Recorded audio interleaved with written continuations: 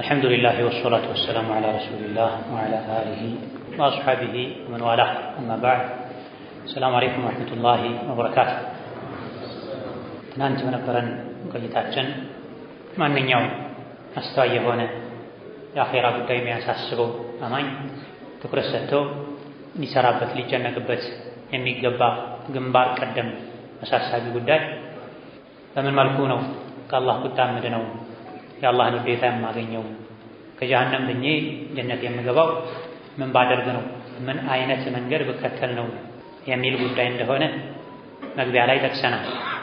ይሄን ማወቁ ማሰቡ ብቻም በቂ እንዳልሆነ መንገዱን መከተል ጉዞ መጀመር እንደሚያስፈልግም ጠቁመናል። የአኼራ ጉዳይ ቀጠሮ የሚሰጠው አይደለም። ማናችንም መቼ በምን መልኩ ከዱንያ እንደምንወጣ እናውቅ።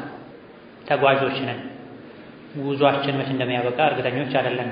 በየትኛውም ሰዓት ከዱንያ ወጥቼ አኼራ ራሴን ላገኝ እችላለሁና ድንገት ለሚመጣው ሞት የተሟላ ዝግጅት ማድረግ መቻል አለብኝ። በምን አላህ የሚወደውን በማድረግ የሚጠላውን በመተው በመራቅ በመጠንቀቅ ብለን ራሳችንን ልናሳምን ማሳመኑ ብቻ በቂ አይደለም፣ ተግባር ልንጀምር ይገባናል። በትናንትናው ቆይታችን 7 አካባቢ የሚጠጉ ከአላህ ቁጣ ለመዳን ከጀሃነም ለማምለጥ የአላህን ውዴታ ጀነትን ለማግኘት የሚረዱ የሚያግዙ ነጥቦችን ጠቁመናል። አላህ ተባረከ ወተዓላ የወፈቀው ሰው ያደለው ሰው ማለት ያወቀውን ወደ ተግባር የሚያዞር የሚለውጥ ሰው ነው። እየሰማ እያጠራቀመ አንዳች ነገር ሳይጨብጥ ኖሮ የሚሞት ሰው አለ። ይሄ ምንም ከማያውቅ ሰው በምንም አይሻልም። እንደውም የእሱ የአኼራ ሁኔታው የከፋ ይሆናል፣ ጸጸቱም ይበረታበታል። ራሱን ጀሃነም ውስጥ ሲያገኝ ብዙ እኮ ከጀሃነም ያድኑ መንገዶችን ተጠቁሜ ነበረ አውቄ ነበረ፣ ግን እነዚያን ከጀሃነም ያድኑኝ መንገዶችን አልተከተልኩም። ብዙ እኮ ጀነት የሚያስገቡ መልካም ስራዎችን አውቄ ነበረ ተጠቁሜ ነበረ፣ የመስራት አቅሙም ነበረኝ፣ ግን አልሰራሁም ያለ በቁጭት 10 ጣቱን ባንዴ ይበላዋል። ወየውመ የዐዱ ዛሊሙ ዐላ የደይህ የቁሉ ያ ለይተኒ ኢተኸዝቱ መዐ ረሱሊ ሰቢላ። ዛሊም ማለት በዳይ ማለት ነው። ራስን ለጀሃነም የሚዳርግን መንገድ ከመከተል የበለጠ በደል የለም። ራስን ጀሃነም ላይ እንዲያገኙ ከሚያደርግ ግፍ ወንጀል የበለጠ በደል የለም። በዚህ መልኩ ራሱን በድሎ ጀነት መግባት ቀርቶበት ጀሃነም የገባ ሰው በቁጭት 10 ጣቱን ይበላል። ምን ነው የአላህና የመልእክተኛውን መንገድ በተከተልኩ፣ ምን ነው እገሌን ጓደኛ ባላደረግኩ፣ እገሌን ወደ ኋላ ያስቀረኝ፣ እገሊት ናት የሸርን መንገድ የመራችኝ፣ ራሴን እንድበድል ያደረገችኝ እያሉ በጸጸት በቁጭት ጣታቸውን ይበላል። ማይሳካ ምኞትም ይመኛል። ያ ለይተና ኑረዱ ወላ ኑከዚበ ቢአያቲ ረቢና ወነኩነ ሚነል ሙእሚኒና። እንደው እንመኛለን፣ ዋ ምኞታችን አንድ ነገር ብቻ ነው የምንፈልገው፣ እሱም ወደ ዱንያ አንዴ መመለስ፣ ከሙእሚኖች እንድንሆን፣ በአኼራ ማስተባበልን መዘናጋትን እንድንተው ይላል። ማይሳካ ምኞትን ይመኛል። ከዚህ የማያውቅ ሰው አያውቅም ለምን አላወቅም የሚል ብርቱ ጥያቄ ግምገማ ይጠብቀዋል። ግን የሚበረታው የማን ነው? እያወቀ ቸላ ያለ ሰው። መዳኛ መንገዱን አግኝተኸው ነበረ ምን ከለከለ ለመከተል እንባላለንና ጎርፍ አደጋ እየወሰደው ያለ ሰው ያድነኛል ያለውን ነገር ሁሉ ይጨብጣል። የሚጨብጠውን ሲያጣ ይዞት የሄደውን ውሃውን ሁሉ ይጨብጣል።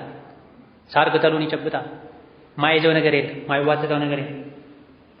የዱንያ የጎርፍ አደጋ ያሳሰበው ያስጨነቀው ሰው የአኼራው አደጋ ከዱንያ ጎርፍ አደጋ የከፋ ነው በብዙ እጥፍ። ከጀሃነም ወደ ጀሃነም ሊወስድ ከሚችል የጎርፍ አደጋ የሚያድን መንገድ እነሆ አላህን መፍራት፣ ሶላትን በአግባቡ መስገድ፣ ተውሂድን መጠበቅ፣ እውነተኛ መሆን፣ እስትግፋር ማብዛት ወዘተ የሚሉ መንገዶችን ተጠቁመናል። መስድነው ይሄን ካደረግከ ብቻ ነው የተባለ ሰው ዱንያ ላይ ህይወቱን ለማስቀጠል የተለያዩ ነገሮች እንደሚያደርገው ሕክምና አድርጎ አንተ መስድነው ይሄን መድኃኒት በቀን 5 ጊዜ ከወሰድከ ነው፣ 10 ጊዜ ከወሰድከ ነው፣ እንዲህ ካደረግከ ነው፣ ይሄን ያክል ገንዘብ ከከፈልከ ነው ተብሎ የተባለውን ሁሉ ያደርጋል። ለጤናው ለደህንነቱ የሚጨነቅ ሰው አታድርግ የተባለውን ነገር አያደርግም። አድርግ የተባለውን ነገር አይተውም ግድ የለሽ ሰው ካልሆነ በስተቀር የአኼራው ከዚያ የበለጠ ሊያሳስበን ይገባል። መዳኛ መንገድ ይህ ነው። ተውሂድ ነው፣ ሱና ነው፣ ኢማን ነው፣ መልካም ስራ ነው፣ ውሸትን መተው ነው፣ ኒፋቅን ማጭበርበር ማስመሰልን ማራቅ መጠንቀቅ ነው ከተባለ የሚያድነንን መንገድ አውቀን ማሻአላህ መጠበቅ መቻል አለብን።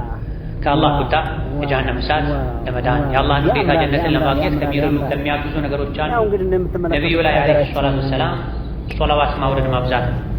በጣም በሚያሳዝን መልኩ ባለንበት ጊዜ የበለጠ ራሳቸውን ወደ ሱና የሚያስጠጉ ሰዎች ከሶላት ዐለ ነቢ ሰነፎች ናቸው።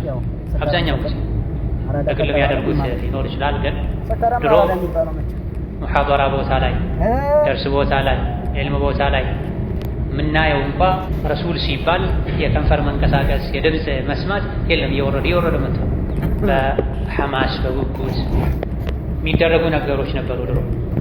ሰው ለተውሂድ ለሱና አዲስ በነበረበት ጊዜ አዲስ ያወቀ በነበረበት ጊዜ አሁን ተውሂዱን፣ ሱናውን፣ ዲኑን፣ ኢማኑን የማወቅ ዕድላችን በሰፋ ቁጥር ደግሞ ጉጉትና ተነሳሽነት እየቀነሰ ድሮ ሙሐደራ ላይ ዒልም ላይ ደርስ ላይ ሰላሙ አለይኩም ሲባል መስጂዱ ከዳር እስከ ዳር ወዐለይኩም ሰላም ይናጋ ነው። ዛሬ ሰው ያለም አይመስል መስጂድ ሙሉ ሰው አለ። ሁሉም አክሩፈው ወዐለይኩም ሰላም ሲሉ ነው የሚሰማው። ሶላት ዐለ ነቢዩም ላይ ይሄው ነው። ነዓም ማየለዘም ድምፅን ጮክ ማድረጉ አያስፈልግም፣ ግዴታ ነው። ግን ከንፈሮችም ጭምር ተገጥመው ነው ያሉት። ሌላ ነው ነቢ ላይ ዓለይሂ ሰላቱ ወሰላም ሶላዋት ማውረድ የሆነ አጋጣሚ ላይ ብቻ መሆን የለበትም። ነዓም ዋጅብ የሚሆንባቸው አጋጣሚዎች አሉ። ሶላት ላይ ስማቸው ሲወሳ የተወሰኑ ሊቃውንት እንዳሉት ረሱል ነቢ ዓለይሂ ሰላቱ ወሰላም ተብለው መስመሰታል። የዕልም ቦታ ላይ የሚሄዱበት ብቸኛ ዓላማቸው ነቢ ላይ ሶላዋት ለማውረድ ብቻ የሆነ ሰዎች ነበሩ። በየደርሱ መሃል ነቢዩ ዓለይሂ ሰላቱ ወሰላም እንዲህ ብለዋል፣ እንዲህ ነበሩ፣ እንዲህ ያደርጉ ነበር፣ እንዲህ ለብሱ ነበር፣ እንዲህ ብለው ነበር። ነቢዩ ረሱል በተባለ ቁጥር ሁሉ ሰለላሁ ዐለይሂ ወሰለም የዕልም ቦታ ላይ በመቀመጥ ምን ባታገኝ የነቢይ ስም በተወሳ ቁጥር ሶላዋት በማውረድ የምታገኘው አጅር በቂ ነው። አደባባይ አድዋ ድልድይ አድዋ ታሪክ ያለበት አባቶቻችን ታሪክ ሰርተውበታል። ራሱ ነው አንድ ጊዜ ነቢዩ ላይ ዓለይሂ ሰላቱ ወሰላም ሶላዋት ያወረደ እሱ ላይ አላህ አስር ጊዜ ሶላዋት ያወረደ ይምረዋል፣ ይቅር ይለዋል ማለት ነው። መጫወቻ አይደለም። አንተ ይላል ይቅር ይለዋል ማለት ነው። ተረጋጋ። የታደርስ ቦታ ላይ ሶላዋት ማብዛት፣ የትኛውም አጋጣሚ ስማቸው ሲወሳ ዓለይሂ ሰላቱ ወሰላም ማለት ከጠዋትና ማታ ዚክር ጋር ቢያንስ 10 ጊዜ اللهم صل على محمد وعلى ال محمد كما صليت على ابراهيم وعلى ال ابراهيم انك حميد مجيد وبارك على محمد وعلى ال محمد كما باركت على ابراهيم وعلى ال ابراهيم انك حميد مجيد። ይሄ الصحيح ያለ ቡኻሪ ሌሎች የሚዘገቡት ሶላቱ ኢብራሂምያ የሚባለው የተሻለው የሶላት አለ ነቢ አባባል በረጅሙ።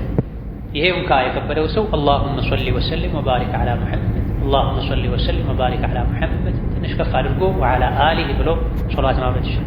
ይሄም ከከበደ اللهم صل على محمد اللهم صل على የሚገርመው ሶላዋትን ተስሊም ፍራድ ማድረግ ይቻላል አይቻልም? የሸሪዓውን ዘንድ የሚታወቅ ውዝግብ ኺላፍ ያለበት በላጩ ሶላቱን ሰላም ተክቢሩን አንድ ላይ ማድረግ اللهم صل وسلم وبارك على محمد اللهم صل وسلم وبارك على محمد። ይሄን እንኳን ካልቻል ሶስቱ ከበዛበት اللهم صل على محمد صلى الله على محمد በል اللهم صل وسلم وبارك على محمد ብትል የተሻለ። ይሄን በማለታችን ነብዩ ከሚጠቀሙት በላይ እኛ ነን የምንጠቀመው። ነብዩ ሰለላሁ ዐለይሂ ወሰለም አላህ ከፍ ያደረጋቸው ሰው ናቸው። እሳቸው ላይ ሶላት አውርዱ የተባልነው ለራሳችን ጥቅም እሳቸው እንደሆነ አልቋል። እሳቸው ጉዳይ አልቋል። አላህ ከፍ አድርጓቸዋል። መቃመ መሕሙድ ቃል ገብቶላቸዋል።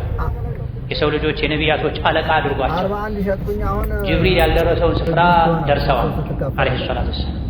እሳቸውን ብንወዳቸው ባንወዳቸው፣ እሳቸው ላይ ሶላት ብናወርድ ባናወርድ የሚጠቀሙት የሚጨምሩት ነገር የለም። እኛንን የምንጠቀሙት ያለቀ ጉዳይ ነው። ዒባዳ የምናደርግበት መንገድ ነው። ሶላት በመስገድ በመጾም ሐጅ በማድረግ ወደ አላህ እንደምንቃረበው ነቢ ላይ ሶላዋት በማውረድ አለይሂ ሰላቱ ወሰላም ወደ አላህ እንቃረባለን። አንድ ሰው ሶላት ባይሰግድ ባይጾም ዘካ ባይሰጥ የሚጎዳው ሰው ነቢ ላይ አለይሂ ሰላቱ ወሰላም ሶላት ነቢ ማውረድ የተወሰው የሚጎዳው ሰው የእሳቸው ጉዳይ አልቋል። ከአላህ ዘንድ የተሰጡ ናቸው፣ የታደሉ ናቸው። ሌላ ዱንያ ላይ ትርፋማ ለመሆን በህይወት ለመረጋጋት ሰላማዊ ህይወት ለመምራት ከውስጥ ጭንቀት ለመገላገል የቀልብ መረጋጋትን ለማግኘት ከባዱ ደግሞ ከጀሃነም እሳት ለመዳን ጀነትን ለማግኘት ከሚያግዙ ነገሮች አንዱ ሶላዋት ማብዛት። የአህለ ሱና ወልጀማዓ ሶላዋት ቢድዓው ኹራፋቱ የተቀላቀለብን ሳይሆን ብዙ ሰዎች ሶላዋት ትዝ የሚላቸው በጣም ሲያጨስ ነው። ቡና ፈልቶ ሲቀርብ ነው። ዒባዳን ከሆነ ዓዳ ጋር ማያያዝ ማለት አይገባም። ሰው ሲሞት ቀብር ቦታ ላይ ትዝ ይላል። ዒባዳውን ማድረጋችን አንድ ነገር ነው፣ አፈጻጸሙን ጠብቀን ማድረጋችን ሌላ ነገር ነው። ብዙ አህለ ሱና ወልጀማዓ ነን የሚሉ ሰዎች ሶላት አለ ነቢ ላይ ስንፍና አለባቸው ብለናል። በዛው ልክ ደግሞ ከሱና የራቁ ሰዎች ሶላት አለ ነቢን ያደርጉታል፣ ግን አፈጻጸሙ ላይ ይሳሳታሉ፣ ተቀባይነት አያገኙም። መን አሕደተ ፊ አምሪና ሃዛ ማ ለይሰ ሚንሁ ፈሁወ ረዱን ተብሏል። ሶላት አለ ነቢ ዒባዳ ነው። ዒባዳ አፈጻጸም ላይ አዲስ ነገር የሚጨምር ሰው አላህ ያን ዒባዳ ይመልስበታል፣ አይቀበለው። ቡኻሪ ሙስሊም ቢአልፋዝ ሙኽተሊፋ በዘገቡት ሐዲስ ነቢዩ ዓለይሂ ሰላቱ ወሰላም መን አሕደተ ፊ አምሪና ሃዛ በዚህ በዲናችን ጉዳይ ላይ አዲስ ነገር የጨመረ ያ ስራው ተመላሽ ነው ብለው ሶላት አለ ነቢ አውርዱ ብለውናል። ነብዩ ሰለላሁ ዐለይሂ ወሰለም አላህም አዞናል፣ ሰለላሁ ዐለይሂ ወሰለም ተስሊማ ብለዋል። ግን ለቅሶ ቤት ላይ ተሰብስባችሁ ሶላት አለ ነቢ አውርዱ፣ ሰው ስትቀብሩ ተሰብስባችሁ ሶላት አለ ነቢ አውርዱ፣ ጁምዓ ማታ ላይ ተሰብስባችሁ በጋራ በደቦ ሶላት አለ ነቢ በሉ ተባለ። በዚህ መልኩ የሚደረገው ሶላት አለ ነቢ ተመላሽ ነው። የቱ ነው ተቀባይነት የሚያገኘው? ሶላት ውስጥ የምታደርገው የጧትና ማታን ዚክር ያልክ ታደርገው ለብቻ ረጅም መንገድ ስትሄድ ሱናውን በጠበቀ መልኩ ቢድዓ ሳትጨምር አብረህ ድቤ ከበሮ ሳትጨምር ሶላት አለ ነቢ ልንል ነው ብለህ ተጠራርተህ ሳትሰባሰብ ነቢና ሰሐቦች ያላደረጉትን አይነት አደራረግ ሳይሆን የተፈቀደው ቢድዓ የሌለበትን ሶላት አለ ነቢ ማውረድ የአላህን ውዴታ ለማግኘት ከአላህ ቁጣ ለመዳን ይጠብቃል። ኡበይ ብን ከዕብ የሚባሉ ሰሐቢ ነበሩ።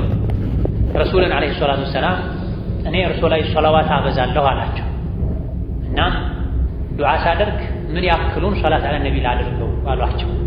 እኔ ብዙ ጊዜ እርሶ ላይ ሶላዋት ማውረድ አበዛለሁኝ፣ የዱዓዬን ምን ያክል ፐርሰንቱን ሶላት አለ ነቢ ላድርገው ብለው ጠየቋቸው። ነብዩ ሰለላሁ ዐለይሂ ወሰለም የፈለግከውን ያክል አድርጋት። ዱዓ ስታደርግ አላህ መለመን ስትፈልግ ያ ረብ እንዲያርግልኝ ከማለት ይልቅ በዱዓ ውስጥ በራስህ ሐጃ ውስጥ ሶላት አለ ነቢ አብዛ፣ የፈለግከውን ያክል አድርጋት። አንድ አራተኛውን ላድርግሎት እንዲህ አላቸው። 4 ደቂቃ ዱዓ ቢያደርግ አንድ ሰው 1 ደቂቃውን ሶላት አለ ነቢ ላድርገው፣ 3 ደቂቃውን ለኔ ሐጃ ልጠይቅበት እንዴ ብለው ጠየቋቸው። ነብዩ ሰለላሁ ዐለይሂ ወሰለም እንደፈለክ ብጨምር ለአንተ መልካም ነው አሉ። እሺ ግማሹን ላድርግ እንዴ? ለዱዓ ከመደብኩት ሰዓት ውስጥ የዱዓዬን ግማሽ ሶላት አለ ነቢ ላድርገው እንዴ? 4 ደቂቃ ለዱዓ ብወስን ወይም 6 ደቂቃ 3 ደቂቃውን ሌላ ነገር ሳልጨምር አላሁመ ሰሊ ዐላ ሙሐመድ ወዐላ አሊ ሙሐመድ አላሁመ ሰሊ ልበልና ከዛ ግማሹን የራሴን ሐጃ ላድርገው፣ ርቦኛል አብላኝ፣ ሞኛል ፈውሰኝ፣ ልጅ የለኝም ልጅ ስጠኝ፣ ሐጃ ልዘርዝር አለ። እንደፈለክ ብጨምር ለአንተ መልካም ነው። 2/3ኛውን እርሱ ላይ ሶላዋት አድርገው ዱዓ ማድረግ በፈለኩ ቁጥር የዱዓዬን 2/3ኛ ሶላት አለ ነቢ ላድርገው ጠየቃቸው። ማሽእት እንደፈለክ ከዛም ብትጨምር ደግ ነው መልካም ነው ላንተ። ምን ማለት ነው? 2/3ኛው ማለት 6 ደቂቃ ዱዓ ማድረግ ቢፈልግ አንድ ሰው 4 ደቂቃ ሶላት አለ ነቢ ያድርገው፣ 2 ደቂቃ ላይ ብቻ የራሱን ሐጃ ይጠይቃል። ከዚህም ብታሳልፍ ብትጨምር መልካም ነው። ሱሐቢዩ የገባቸው ምናሏቸው አጅዐሉ ሶላቲ ለከ ኩለሃ፣ እንግዲያውስ እኔ ዱዓ ማድረግ በፈለግኩ ቁጥር የግሌን ዱዓ ልመናትቼ ለዱዓ የመደብኩትን ሰዓት ለሶላት አለ ነቢ ላድርገው እንዴ ብሎ ጠየቃቸው። ነብዩ ሰለላሁ ዐለይሂ ወሰለም ኢዘን ዩክፋ ሀሙከ ወዩግፈሩ ዘንቡከ አኽረጀሁ ትርሚዚ ወገይሩሁ ሐዲሱን። ይሄንማ ካደረግ ዱዓ ባስፈለገ ቁጥር ለዱዓ ቁጭ ባልከ ቁጥር የራስህ ሐጃ መዘርዘሩን ትተህ ሶላት አለ ነቢ ብቻ አድርገህ ከተነሳ ሐሳብ ጭንቀትህን በሙሉ አላህ ይፈርጅልሃል፣ ያስተካክልልሃል፣ ወንጀልህንም ይምርሃል አለ ነብዩ ሰለላሁ ዐለይሂ ወሰለም። ለግል ጉዳይ 9 ደቂቃ 10 ደቂቃ 15 ደቂቃ ክንድ እስኪዝል ድረስ አላህን ከመለመን ሶላት አለ ነቢ ይበልጣል እንደማለት ነው። እዛ ውስጥ ያንተ ሐጃ ይፈጸማል። አንተ ነቢን ማላቅ ላይ ከተሰማራ አንተን አላህ ያልቅሃል። የሚፈለገው ዒባዳ ማድረግ ሶላት አለ ነቢ ዒባዳ ነው። በዒባዳ ከተጠመድክ ያንተን ጉዳይ አላህ ያሳካል። ይህ ማለት ጭራሽ ዱዓ አታድርግ ማለት አይደለም።